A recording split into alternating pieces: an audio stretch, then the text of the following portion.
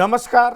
बिहार की बात में आपका स्वागत है। मैं हूं पंकज कुमार। इस खास पेशकश में हम चर्चा करने वाले हैं आने वाले लोकसभा चुनाव में बाहुबलियों द्वारा मैदान में उतरने की।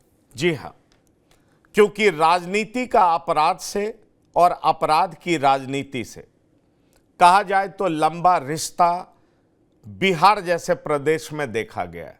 इसलिए हम कहते हैं कि राजनीति का अपराधीकरण हुआ है या अपराध का राजनीतिकरण, इसका नमूना हम हर चुनाव में देखते हैं।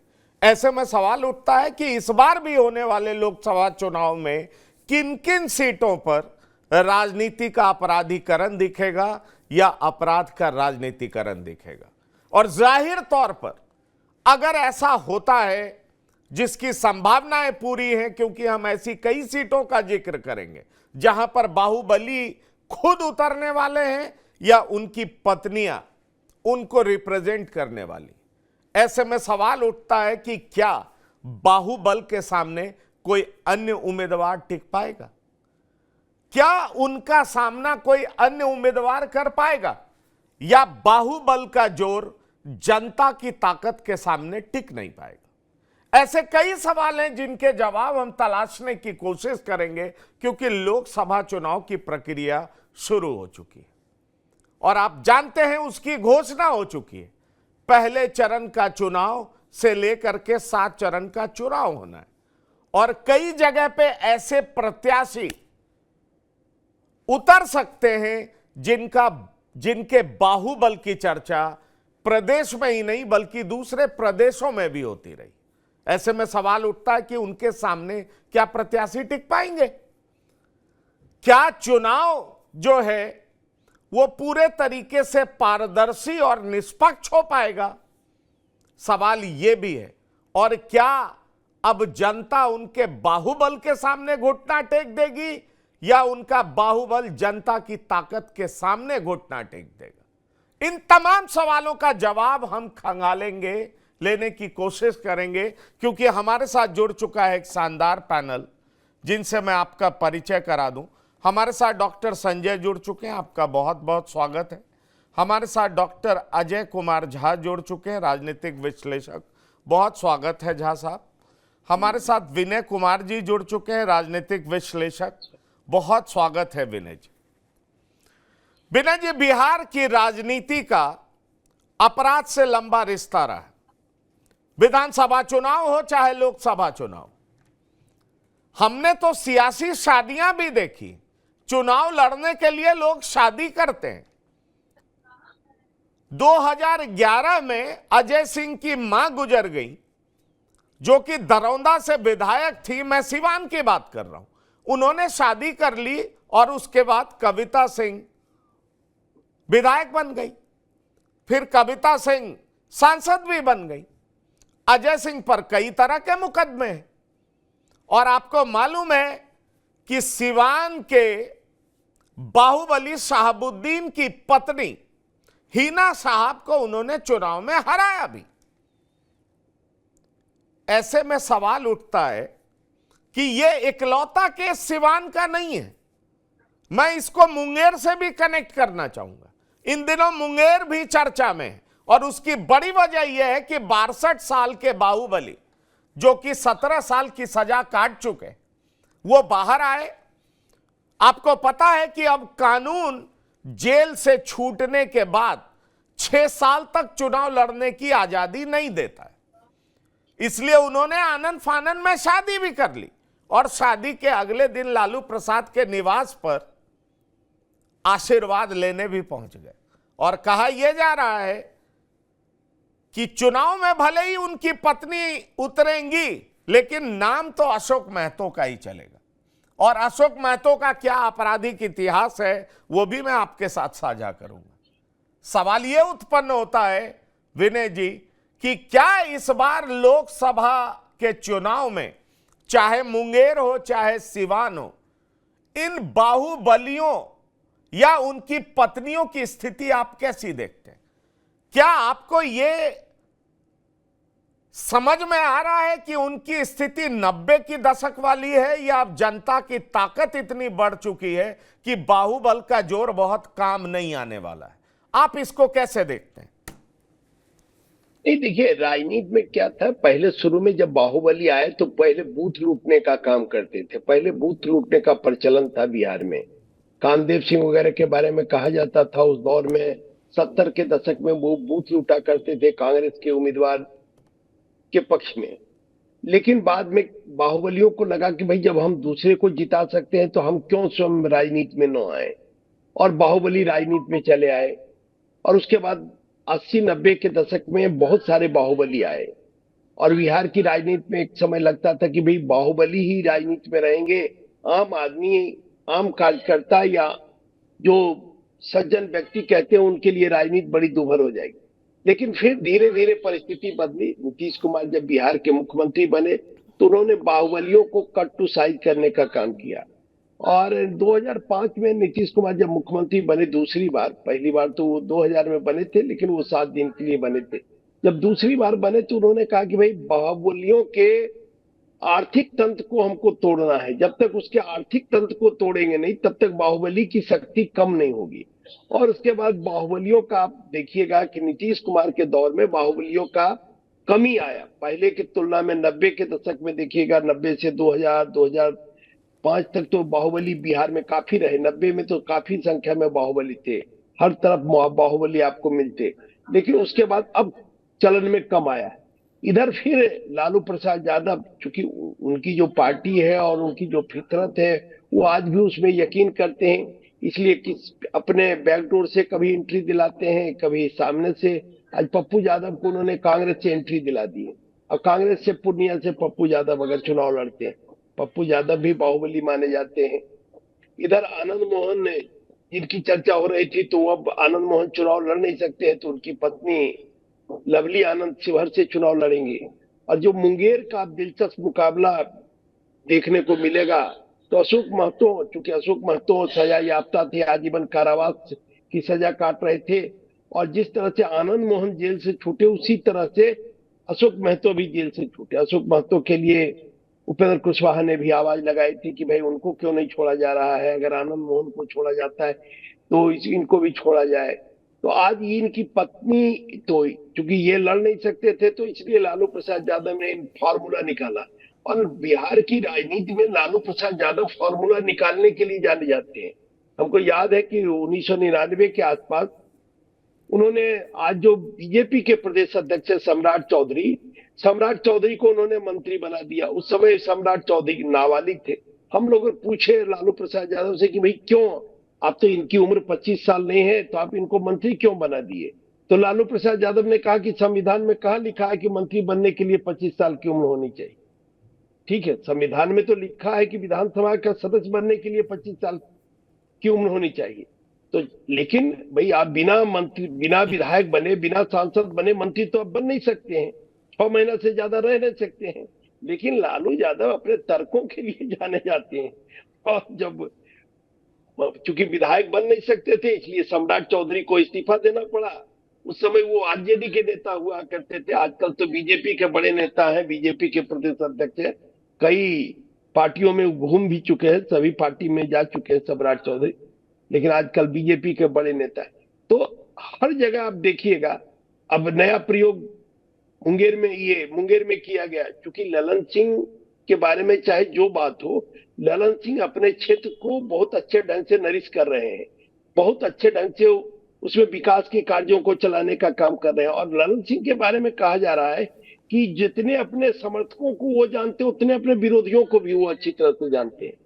क्षेत्र के एक एक लोगों की जानकारी वो रखते हैं, सूचना तंत्र उनका बहुत ही मजबूत माना जाता है। तो उसके खिलाफ कोई उम्मीदवार नहीं मिल रहा था, तो इसलिए लालू प्रसाद यादव ने एक नया प्रयोग किया है और बाहुबली की पत्नी को लड़ाने का मन बनाया है। नहीं, पर यह प्रयोग कोई पहला तो नहीं है डॉक्टर संजय। हम लालू प्रसाद पर आरोप लगा दे, लेकिन यह प्रयोग तो नीतीश कुमार ने पहले किया। हमने बताया कि अजय सिंह की पत्नी को उतारा गया सिवान में। अजय सिंह हिंदू युवा वाहिनी के अध्यक्ष हैं, वो भगवा पहनते हैं, लेकिन कई तरह के केसेस उनके खिलाफ भी दर्ज थे। उनकी मां विधायक थी और जब उनकी मां गुजरी वो चुनाव लड़ नहीं सकते थे। कहा जाता है कि ये नीतीश कुमार की सलाह पर उन्होंने शादी की और उसके बाद कविता सिंह विधायक बनी, फिर सांसद बन गई। और हालत सिवान में यह हुआ कि जब दोनों बाहुबली चुनाव नहीं लड़ सकते थे तो दोनों की पत्नियां आपस में लड़ने लगी।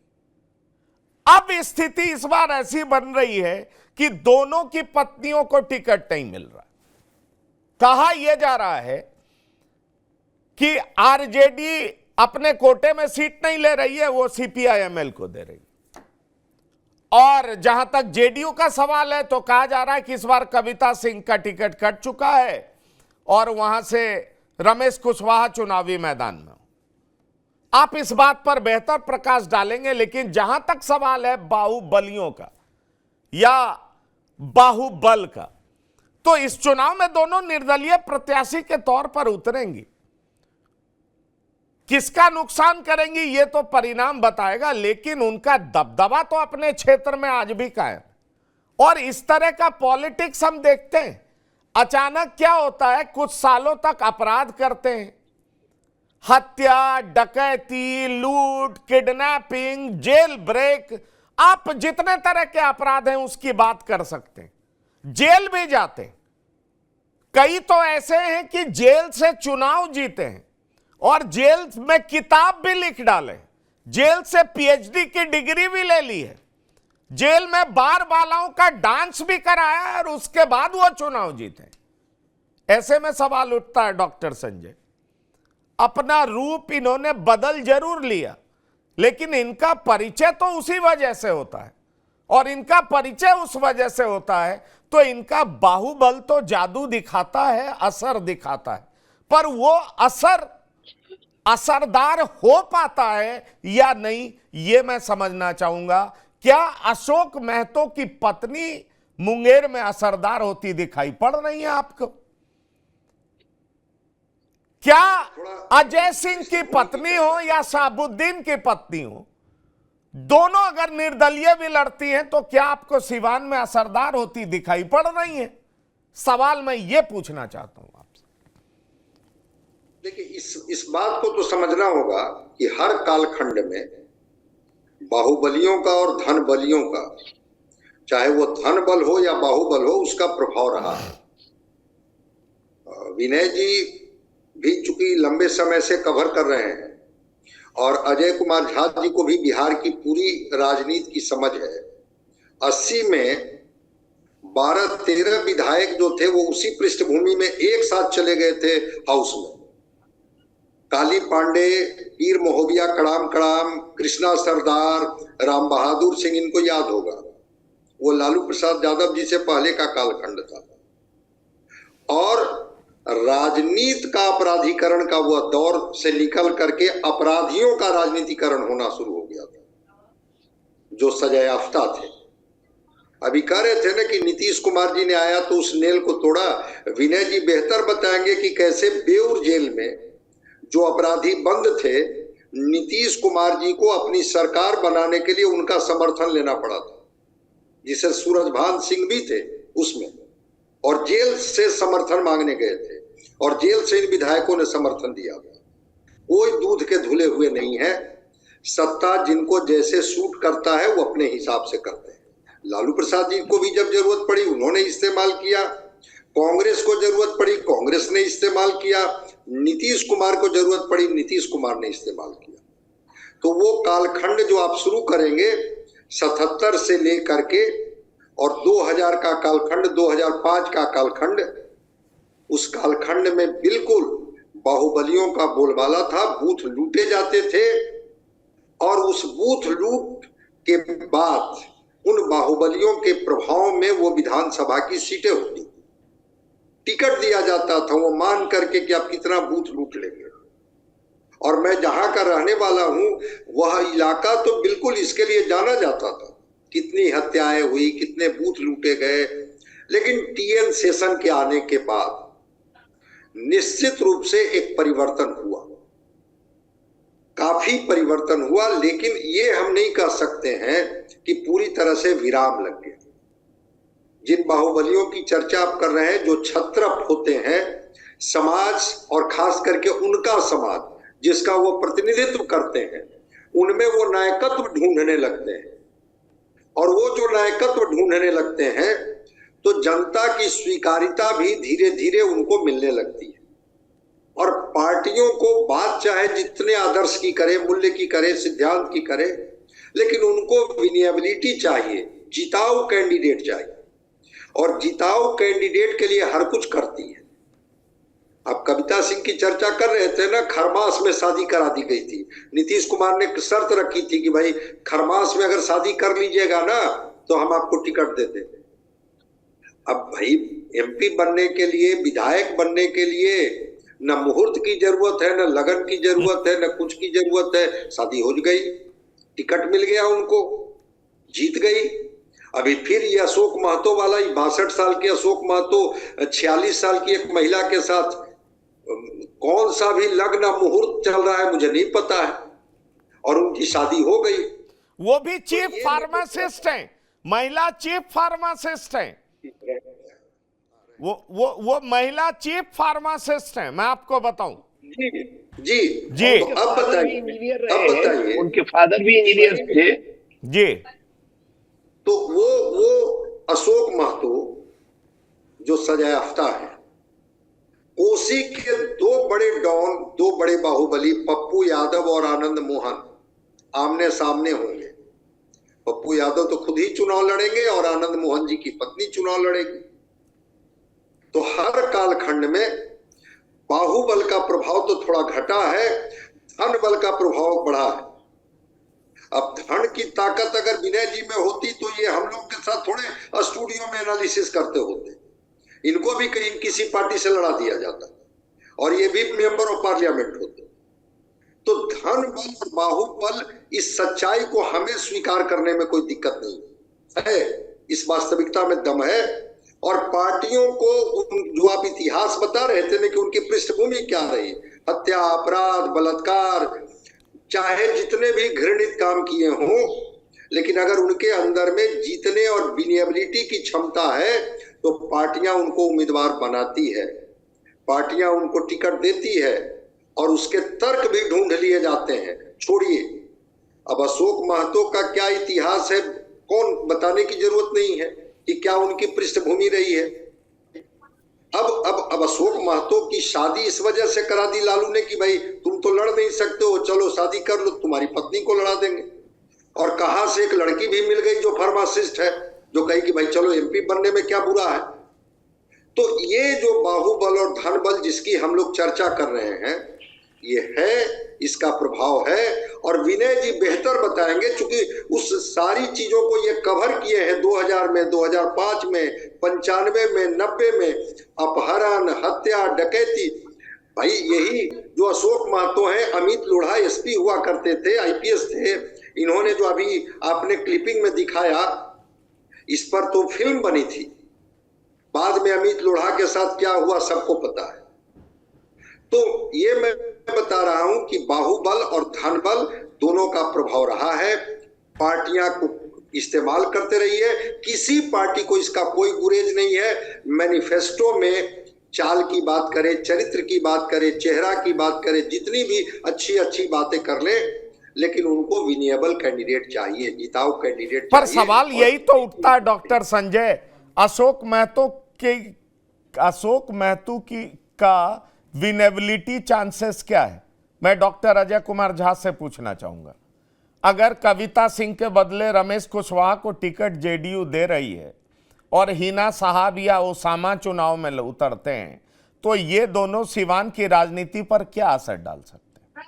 अशोक महतो की पत्नी को लड़ाने का तो सीधा मतलब है अशोक महतो चुनावी मैदान में। अब ऐसे में सवाल उठता है कि लालू प्रसाद क्या कॉम्बिनेशन बिठाना चाह रहे हैं।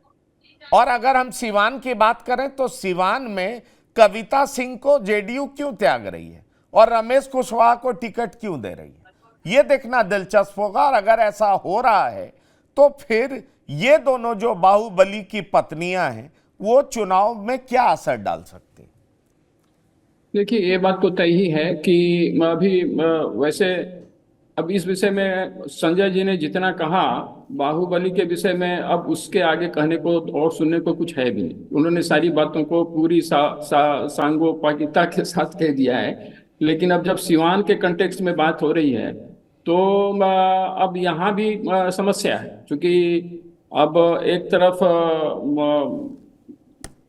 शहाबुद्दीन साहब की पत्नी है। अगर वो शायद वो नहीं लड़ पाएंगे, जैसा कि अभी आप कह रहे हैं, तो ये दोनों नहीं लड़ पाएंगे, तो उनके बदले में जो अलग अलग जो लोग विवाद होंगे तो उनको इन लोगों का क्या सपोर्ट मिलता है ये तो बहुत मायने रखेगा, क्योंकि कास्ट इक्वेशन भी तो एक मसला बनता है।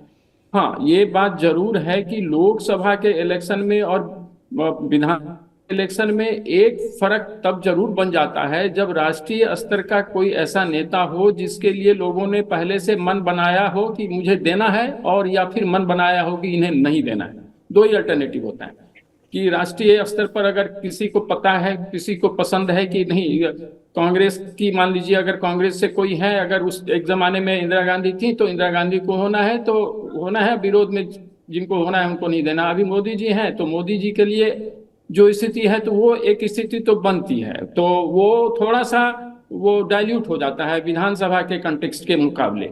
और तो यहाँ लेकिन फिर भी कास्ट का जो इम्पैक्ट है वो तो रहता है। और दूसरी बात है कि बाहुबली, भले ही बाहुबली की पत्नियां हो या बाहुबली स्वयं हो, अगर वो नहीं भी लड़ रहे हैं तो वो लड़ ही रहे हैं, ये तो लोगों को पता ही होता है कि उनका इम्पैक्ट पड़ता है। और वो किनके लिए खड़े होते हैं ये लोगों को पता है। ऑब्वियसली अगर इधर से कविता सिंह जी अगर नहीं खड़ी हो पाएंगी तो उनको उनका बैकअप, उनके हस्बैंड का बैकअप किसको जाता है ये भी मैटर करता है।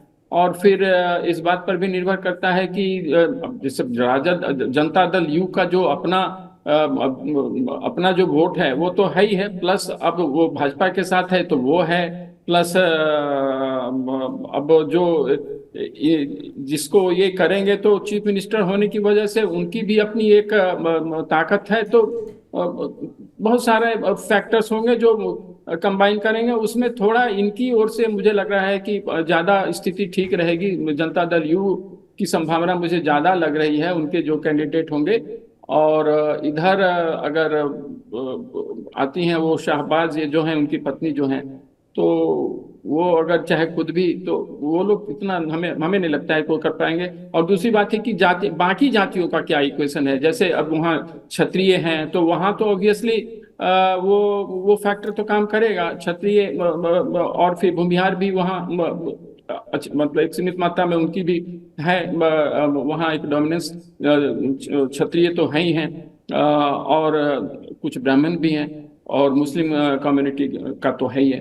तो मुझे लग रहा है, लेकिन इन सब के बावजूद भी जनता दल यू का चांसेस मुझे लगता है फिर भी मिलेगा। और इन लोगों का अपने अपने तरीके से होगा, बैकअप अपने अपने तरीके से ही करेंगे अपने लोगों को। और एक बात तो जरूर है कि इसको कोई पॉलिटिकल पार्टी ने अभी तक तिलांजलि दी नहीं है, उसकी अपनी मजबूरियां हैं, जिसके बारे में काफी डिटेल में संजय जी बता चुके हैं और बिल्कुल फैक्ट है। नहीं, बिल्कुल बिल्कुल। इसीलिए मैं अभी एक और चुनावी क्षेत्र का नाम लूंगा, वैशाली एलजेपी के कोटे में आता है। कहा जा रहा है कि चिराग अपने किसी प्रत्याशी को रिपीट नहीं करेंगे, लेकिन आरजेडी ने एक उम्मीदवार ढूंढ लिया। मुझे लगता है डॉक्टर संजय विनय कुमार जी आप अवगत होंगे। चर्चा मुन्ना शुक्ला की हो रही। मुन्ना शुक्ला के इतिहास की बात करें तो 2009 में वो रघुवंश बाबू को कांटे की टक्कर दे चुके हैं। अंडरवर्ल्ड से लेकर के विधायक तक का सफर उन्होंने तय किया है। लालगंज विधानसभा पर 15 साल तक उनकी तूती बोलती रही है। राबड़ी के मंत्री ब्रिज बिहारी की हत्या में इनका नाम आया था, इन्हें जेल भेजा गया था। 1998 में जी कृष्णैया की हत्या में भी इनका नाम था। 1999 में जेल से ये निर्दलीय चुनाव लड़े थे। 2002 में निर्दलीय लड़े, 2005 में लोजपा में आए और उसके बाद फिर जेडीयू में आ गए। और इनका परिचय यह है कि जेल से इन्होंने पीएचडी भी किया है। कई सारे परिचय हैं इनके। और अब आरजेडी कह रही है कि अगर लोजपा चिराग, मतलब लोजपा रामविलास जो कि चिराग पासवान की पार्टी है, अगर किसी राजपूत को कैंडिडेट नहीं बनाती है, क्योंकि वर्तमान सांसद तो वीणा देवी है, दूसरा नाम संजय सिंह का चल रहा है और तीसरा नाम विनीता विजय का चल रहा है जो रघुनाथ पांडे की बहू है, एक अरुण कुमार सिंह का भी नाम चलने लगा है। आरजेडी के तरफ से हमारे सूत्र बताते हैं कि इनको गो अहेड कह दिया गया है, कहा गया है अगर भूमिहार उम्मीदवार नहीं होगा तो आपका लड़ना तय है और इन्होंने तैयारी जारी कर दी। डॉक्टर संजय क्या कहना चाहेंगे आप? मैं फिर विनय जी के पास जाऊंगा। नहीं, दो स्थितियां हैं। एक तो कि जो मेरी जानकारी है कि आरजेडी रामा सिंह को उम्मीदवार उतारने की बात कर रही है। अगर रामा सिंह उम्मीदवार होंगे तो पार्टियां कहती है कि शेर के सामने हम बकरी नहीं न उतारेंगे, शेर के सामने तो शेर उतारेंगे। मतलब बाहुबलियों को ये पार्टियां शेर कहती कि माने जैसे को तैसा से मुकाबला देंगे। तो रामा सिंह भी तो बाहुबली हैं डॉक्टर संजय। बिल्कुल बिल्कुल, तो वही तो मैं कह रहा हूं कि अगर रामा सिंह उम्मीदवार होंगे तो रामा सिंह के सामने भी चिराग में से ही कैंडिडेट को उतारेंगे। अब रघुवंश बाबू जैसे सीजन्ड आदमी, पढ़े लिखे हुए आदमी, कॉलेज में प्रोफेसर थे, और रघुवंश बाबू जैसा जमीनी आदमी को क्या किया गया था, रमा सिंह ने हरा दिया था। ये तो बड़ी आश्चर्य की बात है कि क्या बाहुबलियों का, चूंकि अरे रामजीवन बाबू को सूरजभान सिंह ने हरा दिया था, आपको याद होगा, और उसके बाद वो ऐसा पॉलिटिकल एसाइलम में गए कि फिर नजर ही नहीं आए, नजर ही नहीं आए। बिल्कुल। तो अच्छे लोगों को ये जो बाहुबल होते हैं, ये बाहुबल के माध्यम से धन बल भी इकट्ठा कर लेते हैं और धन का सदुपयोग और दुरुपयोग पूरी करने की इनकी क्षमता होती है जो पार्टियां समझती है।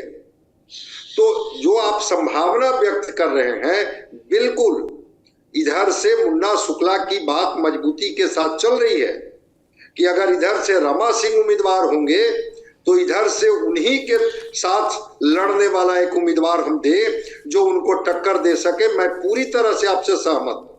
और जो आपने कहा ना कि बाहुबल और धन बल जब दोनों क्लब कर जाता है ना तो चीजें और भी अलग हो जाती है। और यही बात, मैं एक बात से सहमत हूं, जो अभी बिहार की राजनीतिक फिजा में बहुत दिनों तक घूम करके जो एक व्यक्ति जो है वो घूम रहे, जो कल तक पॉलिटिकल स्ट्रेटजिस्ट की भूमिका में थे, आज वो लोगों को जगा रहे हैं। वो एक बात बहुत बढ़िया बोल रहे हैं कि अगर आप अपने वोट को 500 रुपया में बेचिएगा तो फिर तो आप 5 साल तक तो हाथ ही मलिएगा। तो जो बाहुबली होंगे, जो धन की ताकत जिनके पास होगी, वही तो 500 रुपया का वोट की खरीद कर सकते हैं।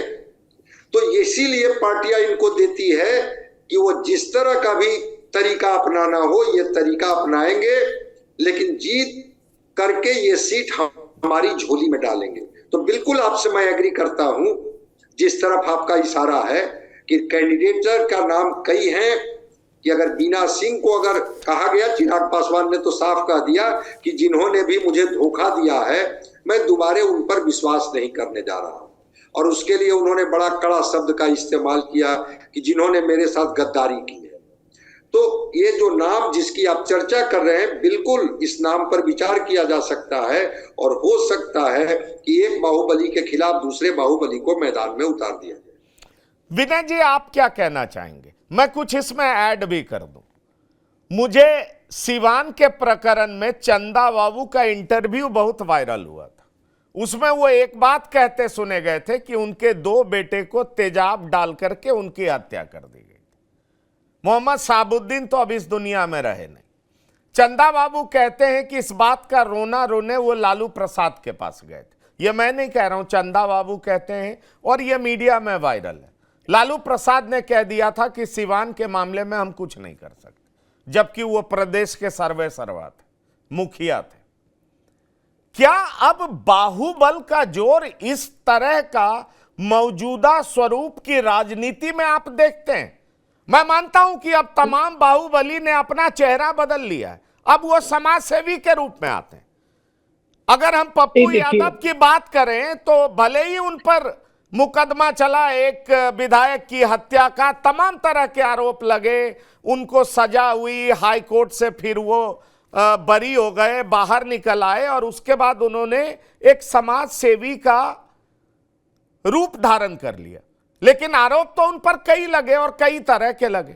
एक समय बहुत उनका आतंक इस तरह का था, कोसी और सीमांचल में, ये सबको पता है।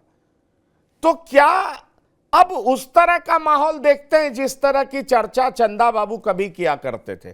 क्या आपको यह लगता है कि अभी भी किसी लोकसभा क्षेत्र में अभी भी डर की बात होती है, डर के साए में लोग वोट करते हैं? नहीं, देखिए, अब जो परिस्थिति काफी बदल गई, परिस्थिति ये बदल गई कि आप कहीं किसी को वोट देने से अब रोक नहीं सकते हैं। पूरे बिहार में हम लोग बहुत चुनाव कवर किए और लंबे समय तक चुनाव कवर करने के दौरान देखे कि हाल के वर्षों में इतनी तेजी से परिस्थिति बदली है और मीडिया भी इतना सक्रिय हो गया है, इतना व्हाट्सएप ग्रुप है, हर जगह सूचनाओं का आदान प्रदान होता है। कहीं अब उस तरह का रैगिंग नहीं हो सकता है, बूथ कैप्चरिंग नहीं हो सकता है। पहले हम लोग ये भी देखे थे, बाहुबली जो लोग होते थे उनके सामने कोई वोट नहीं डालने जाता था, लगातार बूथ कैप्चर कर लेते थे। पता चला कि वो 20 बूथ कैप्चर किए हैं, कोई पता चलता था कोई बाहुबली 30 बूथ कैप्चर किए हैं। इस तरह से कैप्चरिंग की भी बात होती थी। और जो पहली घटना बूथ कैप्चरिंग की वो बेगूसराय में हुई थी। तो ये घटनाएं पहले हुआ करती थी, लेकिन आज की परिस्थिति में आज हर व्यक्ति वोट की ताकत को समझा है। तो आप उस तरह से आप कोई गांव चले जाइए, चाहे किसी तबके का व्यक्ति हो, वोट करने जाता है, उसको वोट करने से कोई रोक नहीं सकता है, क्योंकि फोर्स की भी व्यवस्था होती है, पारामिलिट्री फोर्स की व्यवस्था होती है। तो बहुत परिस्थिति बदली है। और जो बाहुबली 90 के दौर में जिन बाहुबलियों को हम लोग देखते थे, आज वो अप्रासंगिक हो गए। और खास करके नीतीश कुमार को इसका श्रेय दिया जाना चाहिए कि उन्होंने बाहुबलियों को अप्रासंगिक, ठीक है एक आध अपवाद हो सकता है, लेकिन अब उस तरह से जिस तरह से पहले बाहुबली हुआ करते थे, आज बाहुबली दिखाई नहीं पड़ते हैं। और जो युवा मतदाता है, जो कंप्यूटर चलाने वाला मतदाता है, वो भी परिवर्तन चाहता है। वो भी चाहता है कि भाई हमको शिक्षा मिले, हमको बेहतर रोजगार मिले। अब उसकी खोज में लोग रहता है। तो पहले और आज की तुलना करिएगा तो काफी अंतर है। पहले तो आपने सही कहा कि रामजीवन सिंह जैसे व्यक्ति को सूरजभान जी ने हरा दिया। श्याम सुंदर सिंह धीरज बड़े नेता हुआ करते थे, मोकामा में बड़ी चलती थी 80 से 90 के दौर में उनको, तो उनको दिलीप सिंह ने हरा दिया। और उसके बाद श्याम सुंदर सिंह धीरज जैसे लोग गुमनामी में खो गए। जबकि 80 से 90 का जो दौर था, उस दौर में उनकी तूती बोलती थी, बिहार में मंत्री बने थे, कांग्रेस युवा के अध्यक्ष 17 साल तक रहे थे। एक बार उनको सोनिया गांधी ने पूछा कि भाई आप 17 साल तक कांग्रेस के अध्यक्ष कैसे रह गए? तो धीरज जी ने बड़ा अच्छा जवाब दिया, ये बात तो मैडम ये इंदिरा गांधी और राजीव गांधी बता सकते कि उन्होंने मुझे 17 साल तक क्यों अध्यक्ष बनाया, क्यों अध्यक्ष रखा। इसका जवाब हम कैसे दे सकते? तो लेकिन उन लोगों की राजनीति खत्म हो गई। बहुत सारे लोग उस दौर में आए और खास करके लालू प्रसाद यादव का जो दौर था 2090 से 2005 का दौर था, उस दौरान बाहुबलियों की बड़ी संख्या थी और लोग डरते थे, वोट करने नहीं निकलना चाहते थे। आपको याद होगा पटना में चुनाव काउंटरमांड हुआ था, चुनाव कई बार रद्द हुआ था, इंद्र कुमार गुजराल जैसे लोग लड़ रहे थे चुनाव। तो वो स्थिति पैदा हुई थी और उसके बाद परिस्थिति बहुत बदली। आज किसी की ताकत नहीं है कि आप बूथ लूट लीजिएगा। मीडिया भी इतना सक्रिय है, इन्फ्लुएंसर जो कहते हैं, सोशल मीडिया भी इतना सक्रिय है कि 1 मिनट में सारी सूचना चुनाव आयोग तक पहुंच जाएगी, दिल्ली तक पहुंच जाएगी। अब कोई खबर को रोक नहीं सकता है। पहले तो कुछ कम पत्रकार होते थे 5-7 की संख्या में, तो चाहते तो आप कोई खबर रोक देते थे। आज किसी की ताकत नहीं कि कोई खबर कहीं न कहीं किसी न किसी चैनल पर, किसी न किसी वीडियो के माध्यम से वो खबर सबके सामने आ जाएगी। तो मुझे लगता है कि बाहुबलियों का दिन नहीं है। और ये प्रयोग जो लालू प्रसाद यादव कर रहे हैं, इससे कहीं न कहीं अति पिछड़े मतदाता जो है, अति पिछड़ा वर्ग का जो मतदाता है, वो सशंकित और भयभीत भी है कि भाई फिर कहीं वही पुराना दौर नहीं आ जाए बिहार का, जिसकी नीतीश कुमार लगातार चर्चा करते थे। 2005 का बिहार याद करिए, 2005 का जो नीतीश कुमार जिसकी चर्चा करते थे, वो कहीं न कहीं अति पिछड़ों के मन में फिर अगर वो भावना आएगा तो उसका नुकसान भी आरजेडी को उठाना पड़ सकता है। तो इसलिए ये बड़ा खतरनाक प्रयोग है, सफल भी हो सकता है और असफल भी हो सकता है। नहीं, पर खतरनाक प्रयोग है, लेकिन लालू प्रसाद बड़ी चालाकी से कर रहे हैं। वो इस बात को समझ रहे हैं कि बाहुबली की जाति भी देख रहे हैं। अशोक महतो की पत्नी को मुंगेर से उतारने के पीछे उनका एक राजनीतिक प्रयोग है। वो ये समझ पा रहे हैं कि कुर्मी कोयरी को गोलबंद करने के लिए सिर्फ मुंगेर में ही जरूरत नहीं है अशोक महतो की, क्योंकि अशोक महतो का क्षेत्र जमुई से लेकर के बरबीघा, बारसलीगंज, मुझे लगता है डॉक्टर संजय इस बारे में बेहतर तरीके से बता सकते हैं, नवादा तक रहा है। ऐसे में ये किस तरीके से असरदार होगा ये जाति और बाहुबल, और दरअसल अब बाहुबली समाज सेवी के रूप में अपना परिचय बना लिए कि क्या है भाई, तो अब ये समाज सेवी हो गए। जो ये कॉकटेल बनता है उसका परिचय बड़ा जबरदस्त होता है। मैं आपकी बात से सहमत हूं कि अब वो दिन चला गया कि बूथ लूट लेंगे, लेकिन ऐसे लोगों का रिकॉग्निशन समाज में बड़ा इजीली होता है, एक्सेप्टेबल है। वो सही बात है, लेकिन अब देखिए क्या है, एनडीए की जो ताकत है, अगर एनडीए की ताकत की चर्चा करेंगे, जदयू की ताकत की चर्चा, तो ये कोई कुर्मी माना जा रहा है, कोरी कुर्मी धानों की इनके तरफ। तो ये अगर जैसे मुंगेर का चुनाव है या नवादा का चुनाव है, तो यहाँ इनका भी टेस्ट होगा। नीतीश कुमार, सम्राट चौधरी का भी टेस्ट होगा। सम्राट चौधरी आज कोयरी के सबसे बड़े नेता है, उपेंद्र कुशवाहा सबसे बड़े नेता है। लालू जी ने प्रयोग किया गिरिडीह, वहां नवादा में भी कोयरी उम्मीदवार उतारने का, जहानाबाद, ये औरंगाबाद में कोयरी उम्मीदवार उतारने का, यहाँ मुंगेर में उन्होंने प्रयोग किया। तो इन नेताओं का भी टेस्ट होगा कि इनके साथ जनता है कि नहीं, क्योंकि सम्राट चौधरी, अब मुंगेर से आते हैं सम्राट चौधरी, उस इलाके में भी अगर वो कोयरी का वोट नहीं दिला पाएंगे अपने गठबंधन को, तो उनके नेतृत्व क्षमता पर भी सवाल उठेगा। नीतीश कुमार जो कुर्मियों के सबसे बड़े नेता, उनके नेतृत्व क्षमता पर भी सवाल उठेगा। तो मुझे लगता है कि इन लोगों के लिए चैलेंज पैदा करने का कोशिश कर रहे हैं लालू प्रसाद यादव, लेकिन वो कितना सफल होंगे कहना मुश्किल है, क्योंकि ये लोग स्थापित नेता है। सम्राट चौधरी, मैं चाहूंगा एक ब्रीफ आंसर देंगे। मैं डॉक्टर झा के पास जाऊंगा। मैं आपसे पूछ रहा हूं, पूर्णिया से पप्पू यादव लड़ रहे हैं। पप्पू यादव ने अपना इमेज बदलने की कोशिश की है 2013 के बाद से। वो हर आपदा में बाहर निकल करके लोगों की मदद करते हुए दिखे हैं और अपने को समाज सेवी के रूप में पदस्थापित करते हुए नजर आए हैं।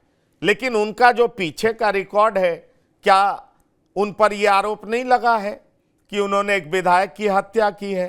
क्या उन पर दर्जनों हत्या, लूट, मुकदमा, बूथ कैप्चरिंग, इन सब के आरोप नहीं लगे? अजीत सरकार की हत्या के आरोप तक लगे थे, इस पे उनको सजा भी हुई थी। अब मेरा आपसे सीधा ये पूछना है कि पप्पू यादव का रिकॉग्निशन पूरा कोसी और सीमांचल में जिस वजह से हुआ, उसके बाद उन्होंने अपना स्वरूप जरूर बदला, पर क्या अपने उस बाहुबल का प्रयोग या उसका दमखम क्या पूर्णिया के चुनाव में नहीं दिखेगा? उमेश कुशवाहा, संतोष कुशवाहा, क्या उनके सामने मजबूत कैंडिडेट दिखाई पड़ रहे हैं? मैं आपसे ये पूछना चाह रहा हूं। हाँ बिल्कुल, आप बिल्कुल सही कह रहे हैं। क्या है कि वो तो है ही है कि वो उनका जो बैकग्राउंड है वो है, लेकिन बाद के दिनों में वो जिस तरह से एक रॉबिन हुड की तरह से उठे हैं, ज्यादातर जगहों पर जब ज्यादा परेशानी हुई है तो वो जरूर आए हैं। खुद पटना में जब उतना जबरदस्त फ्लड आया था, उसमें उन्होंने जितना मेहनत किया था, लेकिन रिजल्ट में क्या हुआ, उन्हें कुछ खास उसका फायदा नहीं हुआ। तो वो पता नहीं, मुझे लग रहा है कि वो हॉन्ट करता ही है। आप जब कितना भी अब पप्पू यादव वही पप्पू यादव नहीं है एक्चुअली। पूर्णिया में भले ही शहर में उनकी कुछ पकड़ हो, और वो है भी, लेकिन अगर आप देखिए तो अगर आप बाकी क्षेत्र में अगर आप उतरिए, उसके कैचमेंट एरिया में चले जाइए, तो वो मधेपुरा में जितना इफेक्टिव होते वो पूर्णिया में वो सीट निकाल पाएंगे, मुझे तो इस पर शक है। ऐसे भी वो एनडीए का रहा है, वो बार बार वो वहां से इधर एनडीए के कैंडिडेट ही जीते हैं, और वहां पर वो मधेपुरा के लिए तो थोड़ा सा मुझे डाउट होता, लेकिन पूर्णिया में मुझे संदेह है कि वो कुछ कर पाएंगे। वो इसलिए कि जो फॉरवर्ड कास्ट में अभी भी एक भय जरूर है, उनके नाम का वो भय है कि ठीक है वो सब कुछ है लेकिन पता नहीं फिर भी हैं तो वही।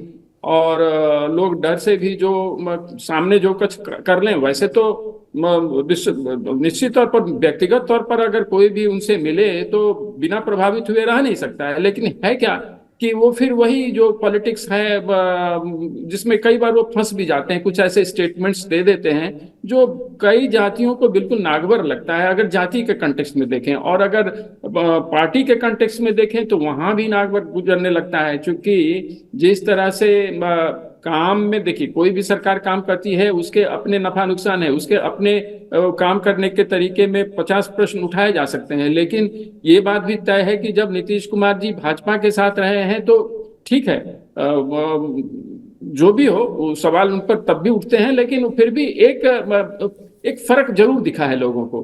तो वो अगर उनके साथ हो जाते तो फिर मुझे लगता है कि शायद कुछ हो जाता, लेकिन वो तो हुआ नहीं क्योंकि उनकी पत्नी पहले से ही कांग्रेस में रही हैं और अब वो खुद भी कांग्रेस में जा रहे हैं। अब इसका मुझे तो लग रहा है कि कांग्रेस के लिए भी एक समस्या होगी कि कैसे इसको आगे निकालें। लेकिन अब जो व्यक्तिगत तौर पर पप्पू जी बहुत अच्छे इंसान हैं, बहुत अच्छा काम भी करते हैं, लेकिन वो जो हैंगओवर है ना बैक का, वो परेशान जरूर करता है। जिस पार्टी में भी वो जाते हैं तो थोड़ा बाकी लोग डर जाते हैं, सहम जाते हैं कि ये है, और थोड़ा रोगीला व्यक्तित्व है भी उनका। तो वो तो भी... मैं इसी बात को आगे बढ़ाऊंगा, डॉक्टर संजय के पास आऊंगा। अब मैं 2 सीट का जिक्र कर लूं, एक जहानाबाद है, दूसरा शिवहर है। शिवहर में जो लड़ने जा रही हैं लवली आनंद, उनके पति हैं आनंद मोहन जी। आनंद मोहन जी पे जी कृष्णैया का चार्ज फ्रेम हो चुका है, इनफैक्ट वो सजा पा चुके हैं। जेल नियमावली में चेंजिंग के कारण वो बाहर आए, तो वो तो सजा याफ्ता है। प्राइवेट आर्मी भी चलाते थे, गजब तरह का रुतबा होता था। पप्पू वर्सेज आनंद मोहन कोसी और सीमांचल ने बड़े करीब से देखा और उस समय लोग थर्राते थे, डरते थे। पर कई लोग इनकी बातें ऐसे करते थे जैसे वीर भगत सिंह और चंद्रशेखर आजाद की चर्चा हो रही। इस बात को भी हम झुठला नहीं सकते। दूसरी तरफ बात हम करें जहानाबाद की, सुरेंद्र यादव है।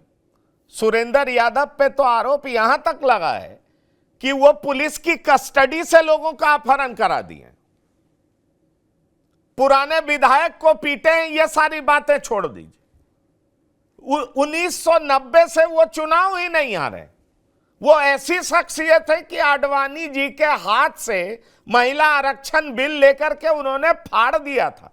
आज भी विजुअल टीवी चैनल पे दिखाया जाता है। वो भी बाहुबली समझे जाते हैं। क्यों डॉक्टर संजय? लवली आनंद का पूरा परिचय भी आनंद मोहन सिंह की पत्नी के रूप में भी है, वो भी बाहुबली की पत्नी। तो क्या बाहुबल का असर इन क्षेत्रों में नहीं दिखेगा? पिछली बार गलती से चंद्रवंशी जीत गए 1700 वोटों से, क्या इस बार क्या गुंजाइश दिखती है? मैं दोनों क्षेत्र के बारे में पूछ रहा हूं। जी, पहले तो मैं जरा पप्पू यादव के बारे में एक बार मैं ब्रीफ कर दूं कि जब ये कांग्रेस में आए हैं तो अखिलेश सिंह जो प्रदेश अध्यक्ष हैं वो उसमें शामिल नहीं थे, वो शिरकत मंच नहीं कर रहे थे। और अनिल शर्मा जो पूर्व अध्यक्ष थे कांग्रेस के, उन्होंने एक्स पोस्ट पर क्या क्या लिखा, हालांकि बाद में उन्होंने डिलीट कर दिया। तो रॉबिन हुड बनने से आपका अतीत और वर्तमान में कोई बदलाव नहीं आ जाता है। कहा जाता है ना कि भाई कंगन सोने का अगर लेकर के आप बैठ जाइएगा तो आप साधु थोड़े बन जाइएगा। तो वो तो छवि रही है। लेकिन बाहुबल के साथ तो एक बड़ी अच्छी लाइन आपने कही कि धन का बल जब क्लब कर जाता है या उसका कॉकटेल बन जाता है, चूंकि ये बाहुबल का इस्तेमाल अब ये बूथ लूटने में नहीं करते हैं, ये बाहुबल का इस्तेमाल ये करते हैं बड़े बड़े ठेकेदारी में। बिहार में आज तक इंडस्ट्रियलाइजेशन क्यों नहीं हो पाया? लॉ एंड ऑर्डर का सवाल था। तो लॉ एंड ऑर्डर को डिस्टर्ब करने वाले कौन लोग थे? यही लोग थे जो कई कंपनियां बंद होकर के चली गई। आया नहीं कि पहले ही उनको फरमान चला गया कि भाई इतना रुपया आप दे दीजिए हमको। तो धन बल क्लब कर गया है। ठीक बात है कि आनंद मोहन जी का जितना भी छवि बनाने की कोशिश की जाए, भगत सिंह की छवि बनाने की कोशिश की जाए, उनके बेटे विधायक हैं, पत्नी है, लेकिन जातीय जो कॉकटेल होता है और जातीय नायकत्व ढूंढने की कोशिश की जाती है, उसमें एक पार्ट है। लेकिन लवली आनंद पहले भी थी बाहुबल की पत्नी, क्यों नहीं चुनाव जीत पा रही थी, हार जा रही थी। चूंकि शिवहर की सीट दिया गया था वैश्य समाज को, और इस बार भी जो उम्मीद है कि हो सकता है कि सुनील कुमार पिंटू को वहां लड़ा दिया जाए अगर रमा देवी को रिप्लेस किया जाता है तो। चूंकि अगर मोतिहारी आप राजपूत जाति के लोग लड़ते हैं, सीतामढ़ी ब्राह्मण लड़ते हैं, तो क्या वैश्य को पूरा किनारे कर दिया जाएगा? ऐसा नहीं है। और रमा देवी भी जिनकी पत्नी थी उनको भी माना जाता था कि वो भी बाहुबली की पत्नी थी। ठीक है, उनकी हत्या हो गई थी IGIMS में, वो अलग बात है।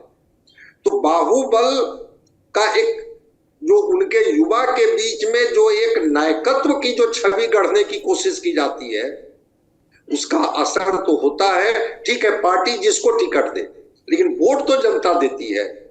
तो वोट अगर जनता इनको देती है तो ये बाहुबली तो कहते हैं कि देखिए, जनता का समर्थन अगर नहीं होता तो हम जीत के कैसे आ जाते।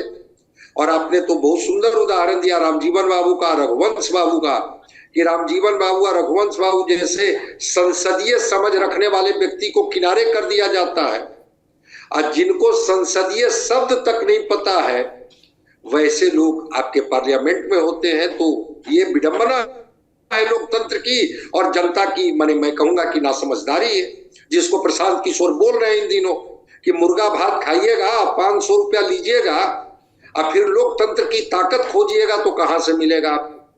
तो ये 500 रुपया में वोट खरीदने की ताकत जिनके पास होगी वही तो खरीदेंगे।